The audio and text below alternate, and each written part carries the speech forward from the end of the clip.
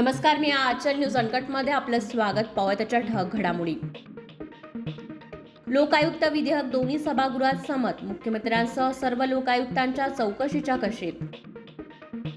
धान उत्पादकांना हेक्टरी 20,000 बोनस मिळणार. मुख्यमंत्र्यांची विधानसभेत घोषणा.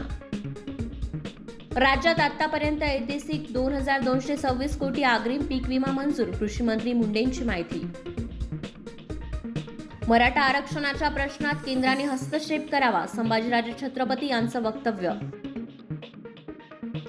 प्राजक्त तनपुरे यांच्या अडचणीत वाढ होण्याची शक्यता. 13,37,00,000 मनी लॉन्ड्रिंग झाल्याचा ठपका. भारताच्या जीडीपीमध्ये सर्वाधिक म्हणजेच 15.7% वाटा महाराष्ट्राचा, तर उत्तर प्रदेश दुसऱ्या क्रमांकावर. अरविंद केजरीवाल यांना ईडीनं दुसऱ्यांदा पाठवलं समन्स. कथित दारू घोटाळा प्रकरणी होणार चौकशी. इंडिया आघाडीची आज दिल्लीत महत्त्वाची बैठक. शाहरुखच्या डंकी सिनेमातील बंदा गाणं रिलीज.